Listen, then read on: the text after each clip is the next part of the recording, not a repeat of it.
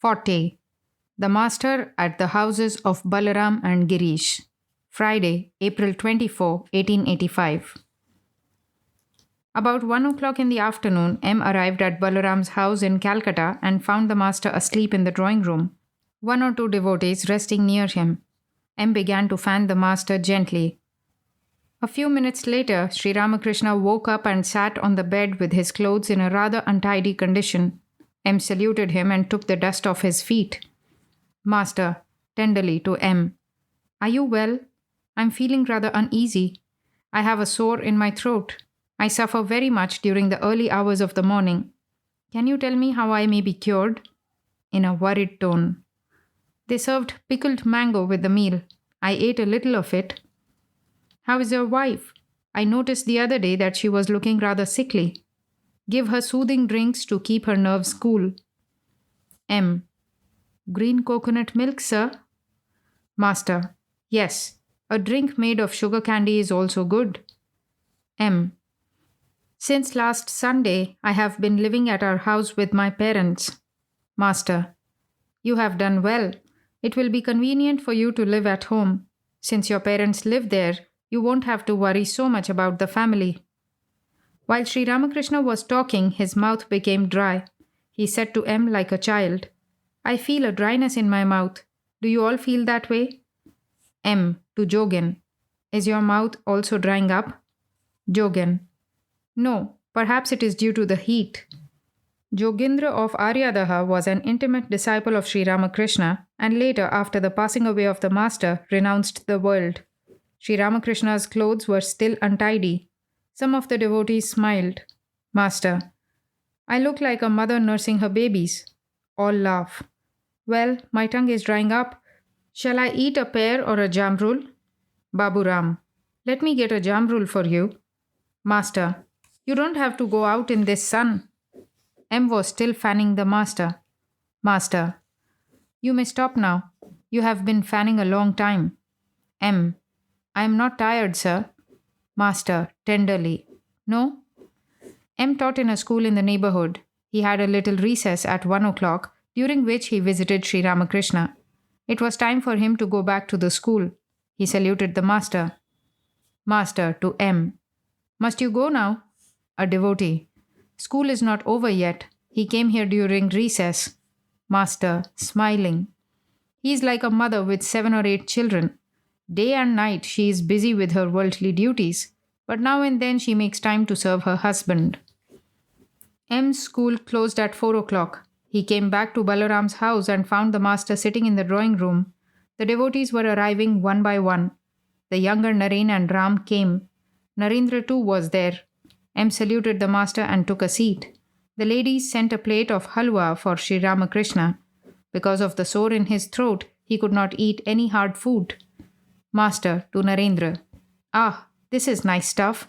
Eat some, it is good. Eat some." All laugh.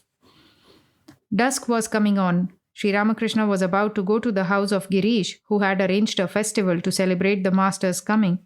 The master came down from the second floor of Balaram's house with M and a few other devotees. Near the gate, he saw a beggar chanting the name of Rama, and he stood still. He fell into a meditative mood and remained standing a few minutes. He said to M, "He sings well." A devotee gave the beggar 4 pice. Sri Ramakrishna entered Bosepada lane. Laughing, he said to M, "What are these people saying?" "There comes Paramahamsa's battalion. What these fools say?" All laugh. Sri Ramakrishna entered Girish's house. The latter had invited a large number of devotees to join the festival. Many of them were present. They all stood up to receive the master, who, smiling, took his seat. The devotees sat around him. Among them were Girish, Mahimacharan, Ram, and Bhavanath, and also Baburam, Narendra, Jogin, the younger Naren, Chuni, Balaram, M, and the other devotees who had accompanied the master from Balaram's house. Master to Mahimacharan, "I said to Girish about you. There is one very deep. You are only knee deep. Now you must help me check up on what I said. I want to see you two argue, but don't compromise." All laugh. Girish and Mahimacharan started their discussion. Soon Ram said, "Let them stop. Let us have some kirtan. Master to Ram. No, no, this has a great deal of meaning. They are Englishmen. I want to hear what they say. Mahimacharan contended that all could become Krishna by means of sadhana. Girish said that Sri Krishna was an incarnation of God. However much a man practiced sadhana, he could never be an incarnation. Mahima. Do you know what I mean? Let me give an illustration. The bale tree can become a mango tree if only the obstructions are removed. It can be done by the practice of yoga. Girish. You may say whatever you like, but it cannot be done either by the practice of yoga or by anything else. Only a Krishna can become Krishna. If anybody has all the attributes of another person, Radha for instance, then he is none other than that person, Radha herself. If I see in a person all the attributes of Krishna, then I shall conclude that I am seeing Krishna himself. Mahimacharan could not argue well. At last he had to accept Girish's views. Mahima to Girish. Yes, sir, both views are right. God has willed the path of knowledge. He has also willed the path of bhakti. Pointing to Sri Ramakrishna. As he says, by different paths people ultimately reach one and the same goal. Master, aside to Mahima. You see, what I said was right, wasn't it? Mahima. Yes, sir. As you say, both paths are right. Master, pointing to Girish. Haven't you noticed how deep his faith is? He forgot to eat his refreshments. Like a dog, he would have torn your throat if you hadn't accepted his view. But we have enjoyed the discussion. You two have known each other, and I myself have learnt many things. The musician arrived with his party and sat in the middle of the room. He was waiting for a sign from Sri Ramakrishna to begin the kirtan. The master gave his permission. Ram to the master. Please tell them what to sing. Master. What shall I suggest? After a little reflection. Well, let them sing the prelude to the union of Radha and Krishna. The musician sang. My Gora, my treasure, the jewel among men, weeps as he chants Sri Radha's name, and rolls on the ground with fervent love.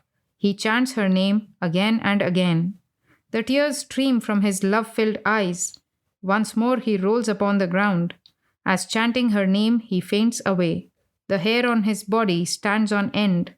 His tongue can lisp but a single word. Says Basu, why is Gora so restless? The kirtan continued. Radha had met Krishna on the bank of the Jamuna under the Kadamba tree. Her companions describe her physical and mental condition. 100 times each hour, in and out of the room she goes. Restless, breathing hard, she looks toward the Kadamba grove. Is she afraid of the elders? Has she been possessed by a ghost? Filled with restlessness, she cannot keep her dress arranged. Her jewels have fallen off. She trembles every now and then. Alas, she is so young, a princess born, and a wife besides. What is it that she craves? We do not understand her mind, but we can guess her hand is reaching out to catch the moon. Humbly says Chandidas, Radha has fallen in Krishna's trap. The kirtan went on. Radha's friends say to her, Tell us, O Radha of comely face, tell us what it is that ails you. Why has your mind wandered away? Why do you claw the earth in frenzy? Tell us why your golden skin has taken the ashy hue of cinders. From your body the scarlet cloth has dropped unheeded to the ground. Ah, your eyes are red with tears. Your lovely lotus face has withered. Tell us what it is that ails you, lest our hearts should break with grief. Radha says to her friends, I long for the sight of Krishna's face. The musician sang again. Hearing Krishna's flute, Radha has gone mad. She says to her friends, Who is the sorcerer that dwells in the Kadamba grove? His flute notes suddenly enter my ears and strike a chord in my heart. Piercing my very soul, they slay my dharma and drive me mad. With restless mind and streaming eyes, alas, I can scarcely breathe. How he plays his magic flute, whose music thrills my soul. Because he is out of my sight, my heart expires. I cannot stay home. My soul yearns for him, racked with pain. It longs to see him once more. Says Uddhava Das, but you will die, O Radha, when you behold him. The music continued. Radha's heart yearns for the vision of Krishna. She says to her friends, "First I heard his magic flute from the Kadamba grove, and the next day the minstrel told me of him and thrilled my soul. Another day, O friend of my heart, you chanted his blessed name. Ah, the blessed name of Krishna, full of honeyed sweetness. The wise men too described to me his virtues without number. I am a weak and simple girl, and stern, alas, are my elders. My love for my beloved grows. How can I live any longer? After reflecting long, I find that I must die at last. Can you not tell me a way, O friend, by which I may meet my Krishna?" As Sri Ramakrishna heard the line, "Ah, the blessed name of Krishna, full of honeyed sweetness," he could not remain seated any longer. He stood up in a state of unconsciousness and went into deep samadhi. The younger Naren stood at his right. Regaining partial consciousness, the master repeated the name of Krishna in his melodious voice. Tears flowed down his cheeks. He sat down again. The musician continued his singing. Vishakha, a friend of Radha, runs out and brings a portrait of Krishna. She holds it before Radha's eyes. Radha says, "I see the picture of him whom I beheld on the Jamuna's bank. Ever since then I have been in this plight. I see the picture of him whom I beheld on the Jamuna's bank. The name Vishakha spoke is the name of him who is painted here. He who played on the flute is the beloved of my soul. His virtues the minstrel sang to me. He has bewitched my heart. It is none other than he." So saying, Radha falls in a swoon. Restored to her senses by her friends, at once she says to them, "Show me him, O friends, whom I saw reflected in my soul." And they promise her that they will. Now Sri Ramakrishna with Narendra and the other devotees began to sing the kirtan in a loud voice. They sang, "Behold, the two brothers have come, who weep while chanting Hari's name." They continued, "See how all Nadia is shaking under the waves of Gauranga's love." Again, Sri Ramakrishna went into samadhi. After regaining consciousness of the outer world, he returned to his seat. Turning to M, he said, "I don't remember which way I was facing before." Then he began to talk to the devotees. Narendra, to the master, "Hazra has now become a good man." Master, "You don't know. There are people who repeat Rama's name with their tongues but hide stones under their arms to throw at others." Narendra, "I don't agree with you, sir. I asked him about the things people complain of. He denied them." Master, "He is steadfast in his devotions. He practices japa a little, but he also behaves in a queer way. He doesn't pay the coachman his fare." Narendra, "That isn't true, sir. He said he had paid it." Master, "Where did he get the money?" Narendra, "From Ramlal or someone else." Master, "Did you ask him all these things in detail?" Once I prayed to the Divine Mother, "O Mother, if Hazra is a hypocrite, then please remove him from here." Later on, I told him of my prayer. After a few days, he came to me and said, "You see, I am still here." The master and the others laugh. But soon afterwards, he left. Hazra's mother begged me through Ramlal to ask Hazra to come home. She was almost blind with weeping. I tried in various ways to persuade him to visit her. I said, "Your mother is old. Go and see her once." I couldn't make him go. Afterwards, the poor mother died weeping for him. Narendra, "This time he will go home." Master, Yes, he will go home. He is a rogue. He is a rascal. You don't understand him. You are a fool." Gopal said that Hazra stayed at Sinthi a few days. People used to supply him with butter, rice, and other food. He had the impudence to tell them he couldn't swallow such coarse rice and bad butter. Ishan of Bhatpada accompanied him there. He ordered Ishan to carry water for him. That made the other Brahmins very angry. Narendra, I asked him about that too. He said that Ishan Babu had himself come forward with the water. Besides, many Brahmins of Bhatpada showed him respect. Master, smiling. That was the result of his japa and austerity. You see, physical traits to a great extent influence character. Short stature and a body with dents here and there are not good traits. People with such traits take a long time to acquire spiritual knowledge. Bhavanath. Let us stop talking about these things. Master. Don't misunderstand me. To Narendra. You say you understand people. That is why I am telling you all this. Do you know how I look on people like Hazra? I know that just as God takes the form of holy men, so he also takes the form of cheats and rogues. To Mahimacharan. What do you say? All are God. Mahima. Yes, sir. All are God. Girish to the master. Sir, what is Ekangi Prema? Master. It means one-sided love. For instance, the water does not seek the duck, but the duck loves water. There are other kinds of love.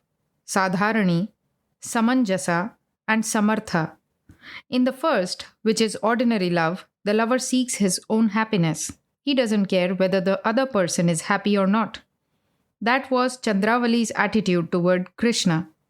In the second, which is a compromise, both seek each other's happiness. This is a noble kind of love. But the third is the highest of all. Such a lover says to his beloved, "Be happy yourself, whatever may happen to me." Radha had this highest love. She was happy in Krishna's happiness. The gopis too had attained this exalted state. Do you know who the gopis were? Ramachandra was wandering in the forest where 60,000 rishis dwelt. They were very eager to see him. He cast a tender glance at them. According to a certain Purana, they were born later on as the gopis of Vrindavan. A devotee. Sir, who may be called an Antaranga? Master. Let me give an illustration. A Nat Mandir has pillars inside and outside. An Antaranga is like the inside pillars. Those who always live near the Guru are the Antarangas. To Mahimacharan.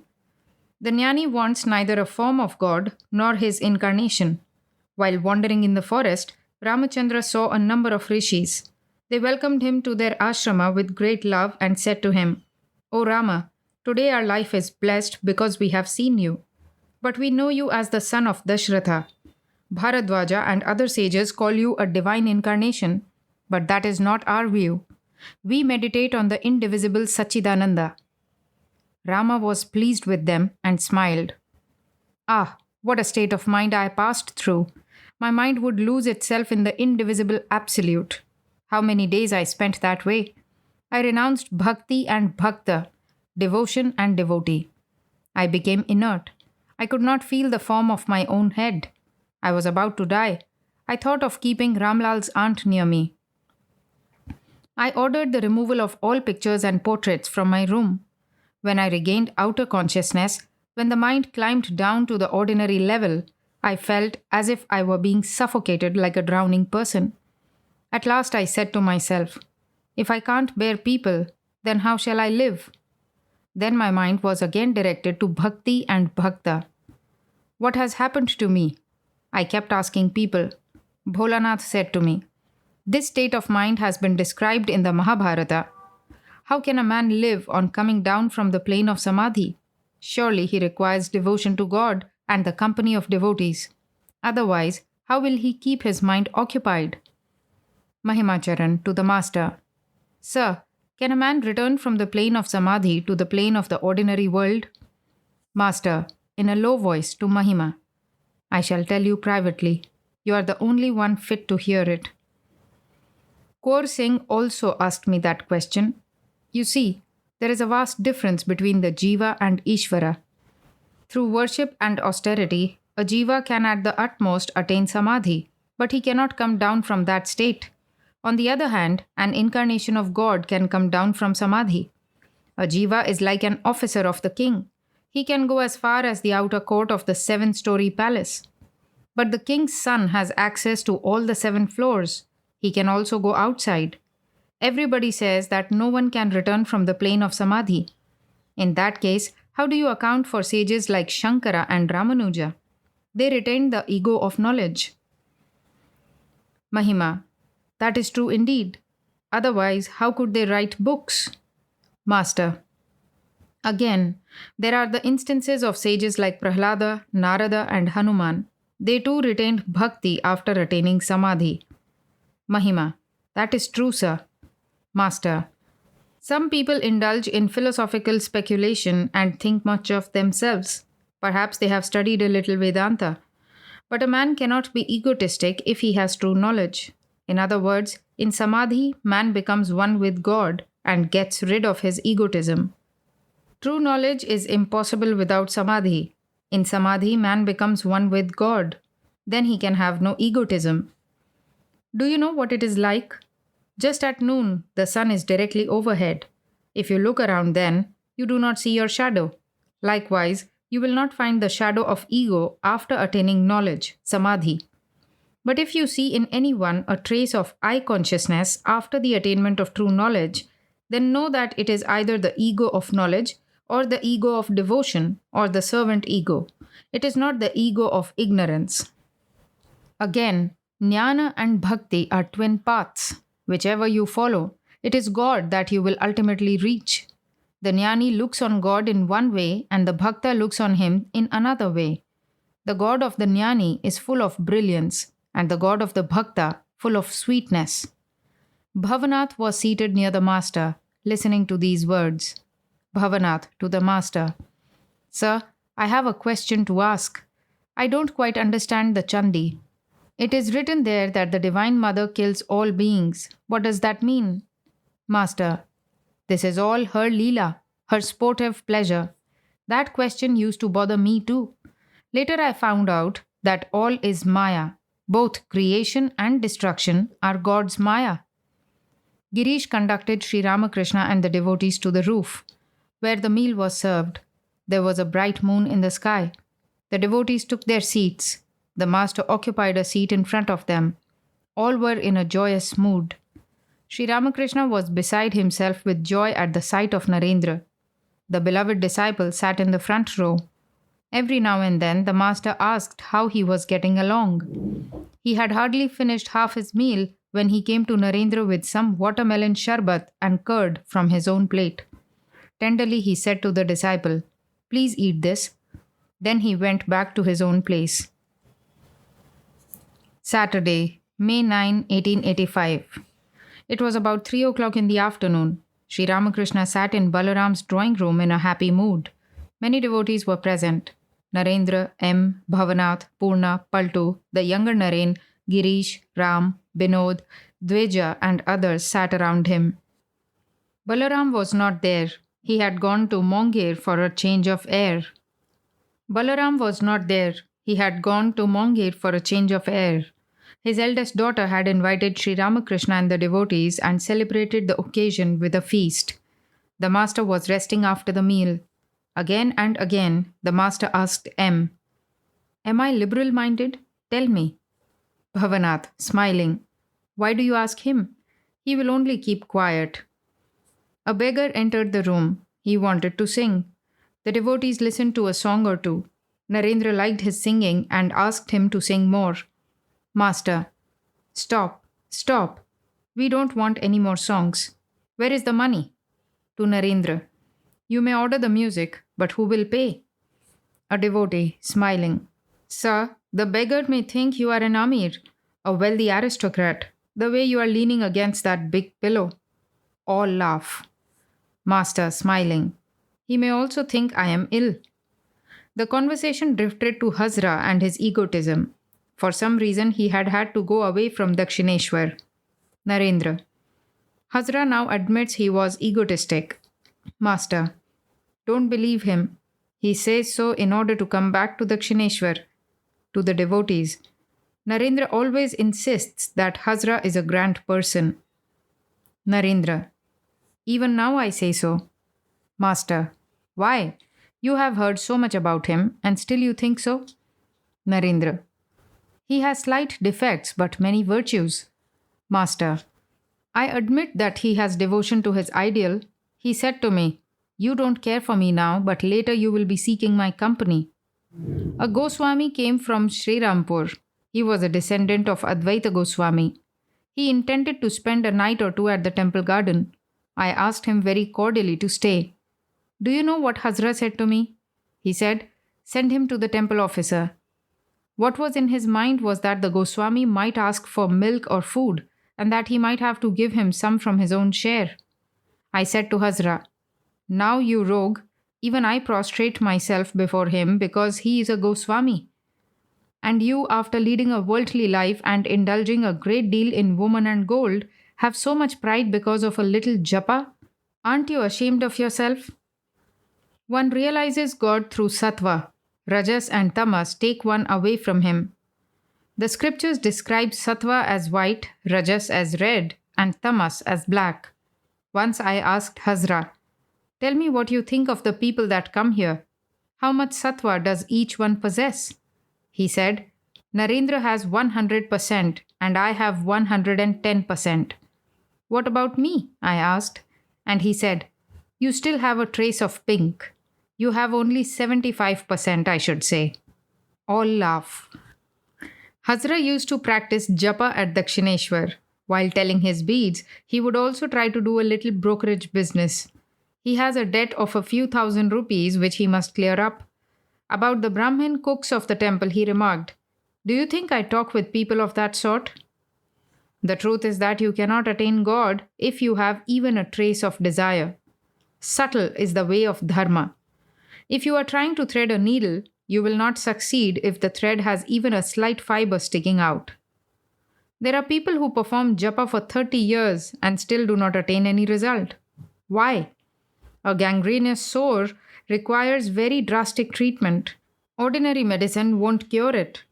No matter how much sadhana you practice, you will not realize the goal as long as you have desire. But this also is true, that one can realize the goal in a moment through the grace of God, through His kindness. Take the case of a room that has been dark 1,000 years. If somebody suddenly brings a lamp into it, the room is lighted in an instant. Suppose a poor man's son has fallen into the good graces of a rich person. He marries his daughter. Immediately he gets an equipage, clothes, furniture, a house, and other things. A devotee: "Sir, how does one receive God's grace?" Master: "God has the nature of a child. A child is sitting with gems in the skirt of his cloth. Many a person passes by him along the road.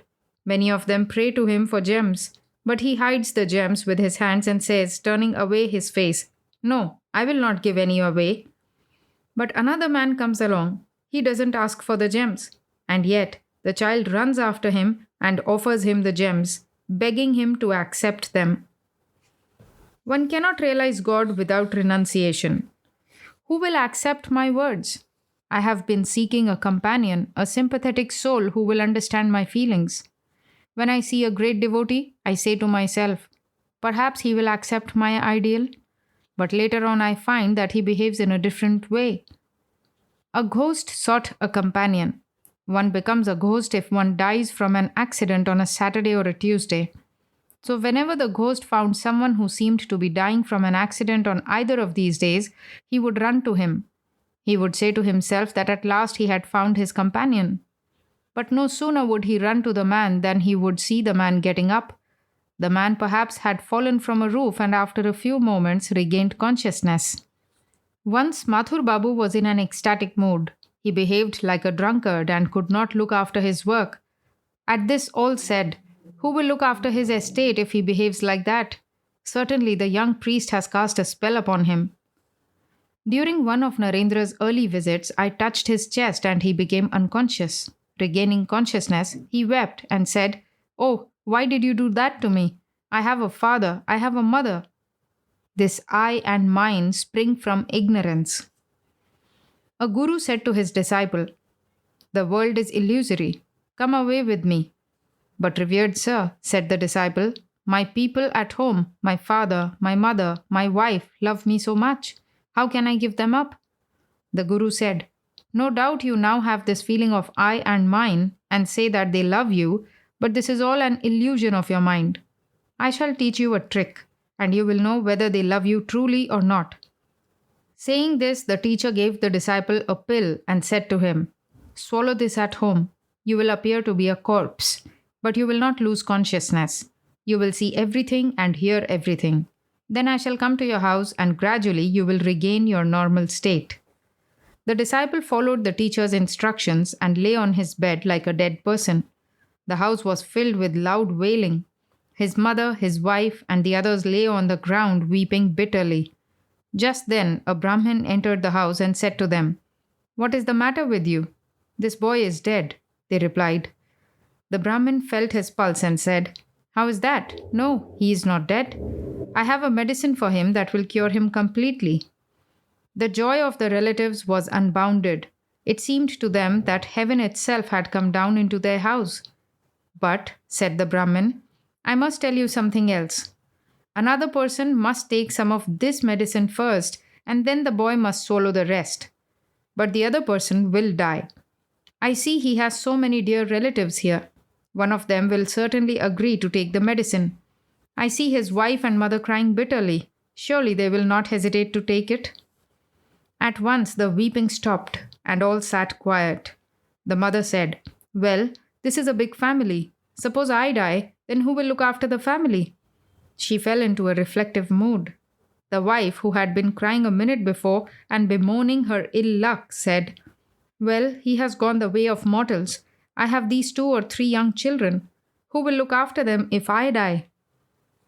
The disciple saw everything and heard everything. He stood up at once and said to the teacher, "Let us go, revered sir. I will follow you." All laugh. Another disciple said to his teacher, "Revered sir, my wife takes great care of me. It is for her sake that I cannot give up the world." The disciple practiced Hatha Yoga. The teacher taught him too a trick to test his wife's love. One day there was a great wailing in his house. The neighbors came running and saw the Hatha Yogi seated in a posture, his limbs paralyzed and distorted. They thought he was dead. His wife fell on the ground, weeping piteously. "Oh, what has befallen me? How have you provided for our future? Oh, friends, I never dreamt I should meet such a fate." In the meantime, the relatives and friends had brought a cot to take the corpse out. But suddenly a difficulty arose as they started to move it. Since the body was twisted and stiff, it could not be taken out through the door. A neighbor quickly brought an axe and began to chop away the door frame.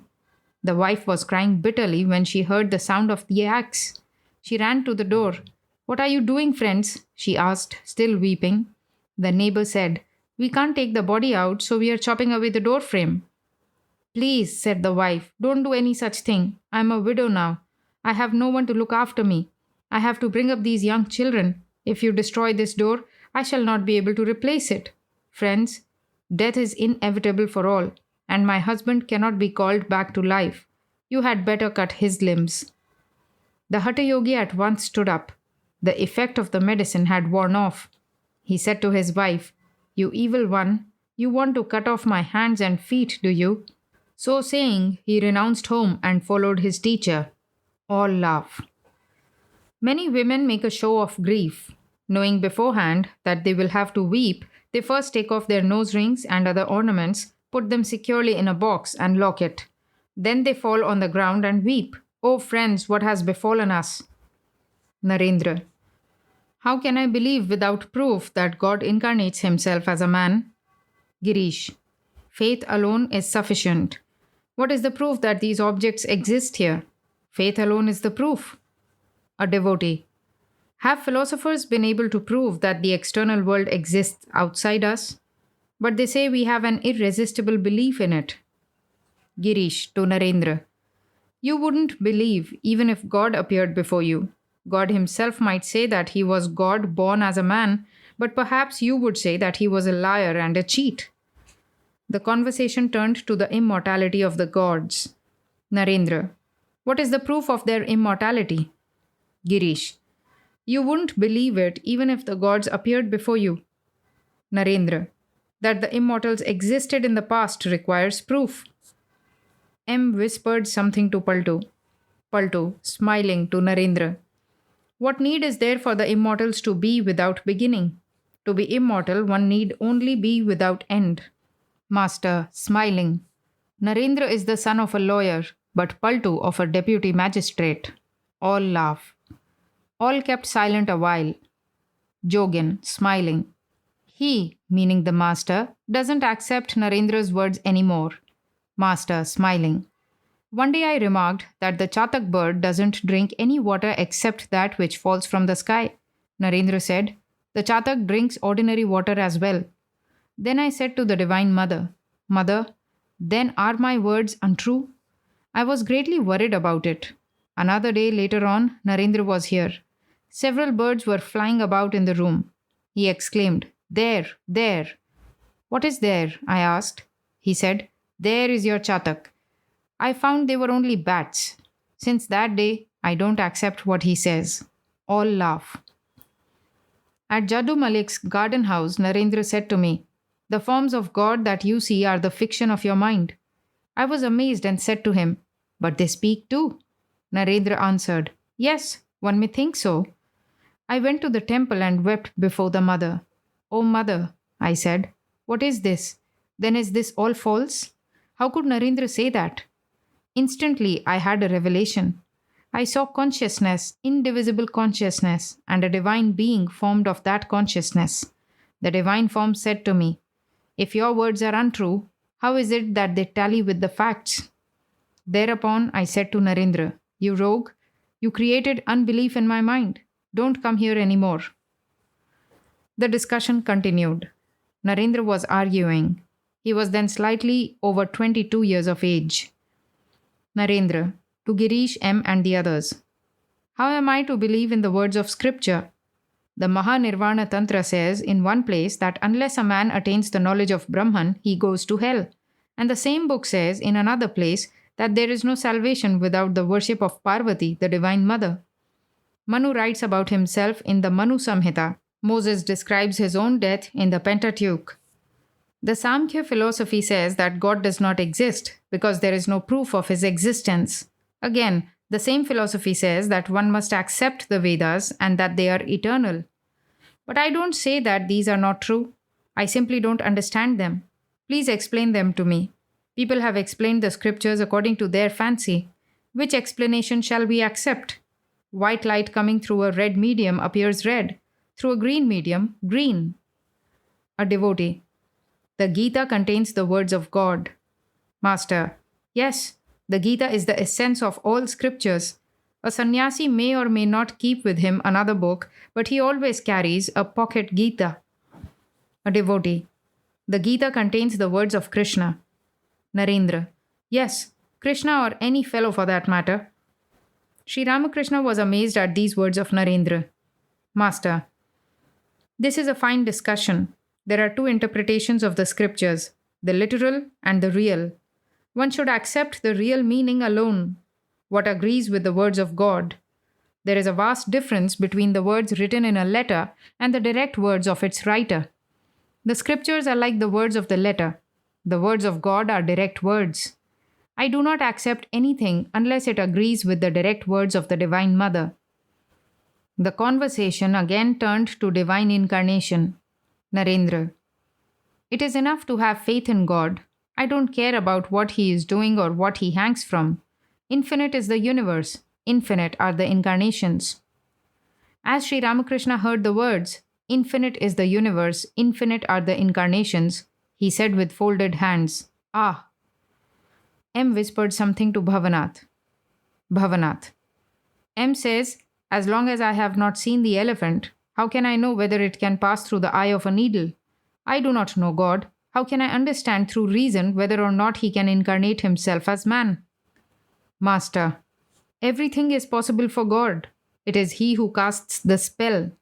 The magician swallows the knife and takes it out again. He swallows stones and bricks. A devotee. The Brahmos say that a man should perform his worldly duties. He must not renounce them. Girish. Yes, I saw something like that in their paper, the Sulabha Samachar.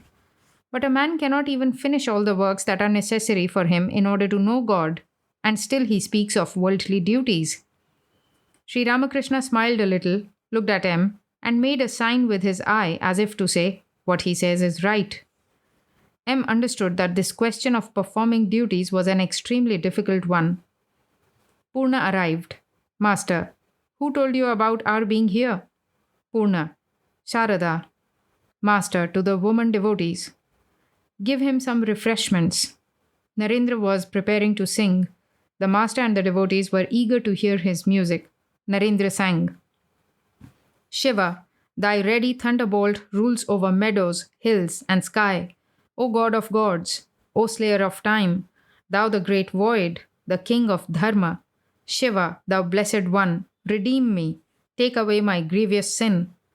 He sang again. Sweet is thy name, O refuge of the humble. It falls like sweetest nectar on our ears and comforts us, beloved of our souls. Again. Why, O mind, do you never call on him who takes away all fear of danger? Tricked by delusion, you forget yourself, enamored of the world's bleak wilderness. Alas, what mockery is here! Comrades and wealth you cannot always keep. Take care lest you forget him quite. Give up the false, O mind, adore the real, and all the grief will vanish from your life. Keep my good counsel in your heart. With sounding voice proclaim Lord Hari's name, and cast away your false desires. If you would cross the ocean of this life, surrender to him body, mind, and soul, and worship him with trusting love. Paltu.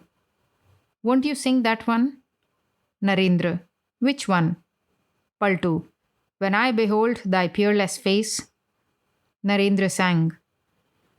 When I behold thy peerless face, beaming with love, O Lord, what fear have I of earthly woe or of the frown of sorrow? As the first ray of the dawning sun dispels the dark, so too, Lord, when thy blessed light bursts forth within the heart, it scatters all our grief and pain with sweetest balm. When on thy love and grace I ponder in my heart's deepest depths, tears of joy stream down my cheeks beyond restraining. Hail, gracious Lord, hail, gracious one, I shall proclaim thy love. May my life breath depart from me as I perform thy works. At M's request, Narendra sang again, M and many of the devotees listening with folded hands. Be drunk, O mind, be drunk with the wine of heavenly bliss. Roll on the ground and weep, chanting Hari's sweet name. Narendra sang again. Meditate, O mind, on the Lord Hari, the stainless one, pure spirit through and through. How peerless is the light that in him shines. How soul bewitching is his wondrous form. How dear is he to all his devotees. He sang another song. This universe, wondrous and infinite, O Lord, is thy handiwork, and the whole world is a treasure house, full of thy beauty and grace. The stars glisten innumerable, like gems on a necklace of gold. How can the myriad suns and moons ever be numbered above? The earth is glowing with grain and gold, thine ever brimming store. Uncounted stars, O God, sing forth, blessed, blessed art thou. Then he sang, Upon the tray of the sky blaze bright, the lamps of sun and moon, like diamonds shine the glittering stars, to deck thy wondrous form. He continued, Fasten your mind, O man, on the primal Purusha, who is the cause of all causes, the stainless one, the beginningless truth. As prana, he pervades the infinite universe. The man of faith beholds him, living, resplendent, the root of all. At Narayan's request, Narendra sang, Come, come, mother, doll of my soul, my heart's delight, in my heart's lotus come and sit, that I may see thy face. Alas, sweet mother, even from birth I have suffered much, but I have borne it all, thou knowest, gazing at thee. Open the lotus of my heart, dear mother, reveal thyself there. Then Narendra sang a song of his own choice. In dense darkness, O mother, thy formless beauty sparkles. Therefore, the yogis meditate in a dark mountain cave. As Sri Ramakrishna heard this soul-enthralling song, he went into samadhi. Narendra again sang, Be drunk, O mind, be drunk with the wine of heavenly bliss. The master was in samadhi. He was sitting on a pillow, dangling his feet, facing the north and leaning against the wall. The devotees were seated around him. In an ecstatic mood, Sri Ramakrishna talked to the Divine Mother. He said, I shall take my meal now. Art thou come? Hast thou found thy lodging and left thy baggage there and then come out? He continued, I don't enjoy anybody's company now. Why should I listen to the music, Mother? That diverts part of my mind to the outside world. The master was gradually regaining consciousness of the outer world. Looking at the devotees, he said, Years ago, I used to be amazed to see people keeping kai fish alive in a pot of water. I would say, how cruel these people are. They will finally kill the fish.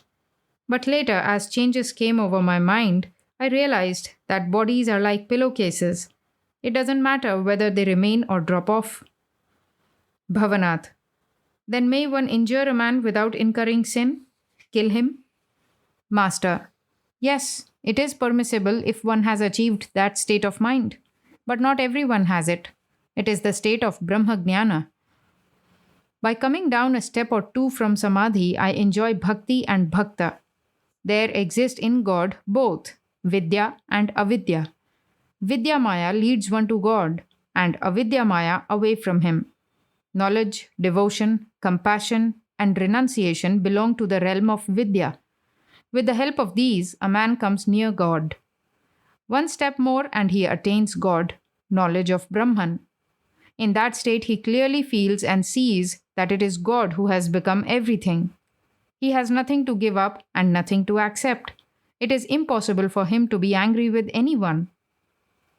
One day I was riding in a carriage. I saw two prostitutes standing on a veranda. They appeared to me to be embodiments of the Divine Mother herself. I saluted them. When I first attained this exalted state, I could not worship Mother Kali or give her the food offering. Haladhari and Hriday told me that on account of this, the temple officer had slandered me. But I only laughed. I wasn't in the least angry. Attain Brahmajnana and then roam about enjoying God's Leela. A holy man came to a town and went about seeing the sights. He met another sadhu, an acquaintance. The latter said, I see you are gadding about. Where is your baggage? I hope no thief has stolen it. The first sadhu said, Not at all. First I found a lodging, put my things in the room in proper order, and locked the door. Now I am enjoying the fun of the city. All laugh. Bhavanath. These are very lofty words. M. To himself. Tasting God's Leela after Brahmajnana. Climbing down to the ordinary plane of consciousness after the attainment of Samadhi. Master. To M and the others. Is it an easy thing to obtain the knowledge of Brahman? It is not possible unless the mind is annihilated. The Guru said to the disciple, Give me your mind and I shall give you knowledge. In this state, one enjoys only spiritual talk and the company of devotees. To Ram, you are a physician. You know that medicine works only when it mixes with the patient's blood and becomes one with it. Likewise, in the state of Brahmajnana, one sees God both within and without. One sees that it is God Himself who has become the body, mind, life, and soul. M. To himself. Assimilation. Master. A man attains Brahmajnana as soon as his mind is annihilated. With the annihilation of the mind dies the ego, which says, I. One also attains the knowledge of Brahman by following the path of devotion. One also attains it by following the path of knowledge, that is to say, discrimination. The jnanis discriminate, saying, Neti, neti, that is, all this is illusory, like a dream. They analyze the world through the process of not this, not this. It is Maya. When the world vanishes, only the jivas, that is to say, so many egos remain. Each ego may be likened to a pot. Suppose there are 10 pots filled with water and the sun is reflected in them. How many suns do you see? A devotee. 10 reflections. Besides, there certainly exists the real sun. Master. Suppose you break one pot. How many suns do you see now? Devotee. 9 reflected suns. But there certainly exists the real sun. Master. All right, suppose you break 9 pots. How many suns do you see now? Devotee. One reflected sun. But there certainly exists the real sun. Master to Girish. What remains when the last pot is broken? Girish. That real sun, sir. Master. No. What remains cannot be described. What is remains. How will you know there is a real sun unless there is a reflected sun? I consciousness is destroyed in samadhi. A man climbing down from samadhi to the lower plane cannot describe what he has seen there. It was late in the evening. Lamps were burning in the drawing room. Sri Ramakrishna was in a spiritual mood. The devotees sat around him. Master, in the ecstatic mood. There is no one else here, so I am telling you this. He who from the depth of his soul seeks to know God will certainly realize him. He must. He alone who is restless for God and seeks nothing but him will certainly realize him. Those who belong to this place have already come. Those who will come from now on are outsiders. Such people will come now and then. The Divine Mother will tell them, do this, call on God in this way. Why doesn't man's mind dwell on God? You see, more powerful than God is his Mahamaya, his power of illusion. More powerful than the judge is his orderly. All laugh. Rama said to Narada, I am very much pleased with your prayer. Ask a boon of me. Narada replied, O Rama, may I have pure devotion to your lotus feet, and may I not be deluded by your world-bewitching Maya. Rama said, Be it so. Ask for something else. Narada replied, No, Rama, I do not want any other boon. Everyone is under the spell of this world-bewitching Maya. When God assumes a human body, he too comes under the spell. Rama wandered about weeping for Sita. Brahman weeps entangled in the snare of the 5 elements. But you must remember this. God, by his mere will, can liberate himself from this snare. Bhavanath. The guard of a railway train shuts himself of his own will in a carriage, but he can get out whenever he wants to. Master. The Ishvara Kotis, divine incarnations for instance, can liberate themselves whenever they want to, but the Jiva Kotis cannot.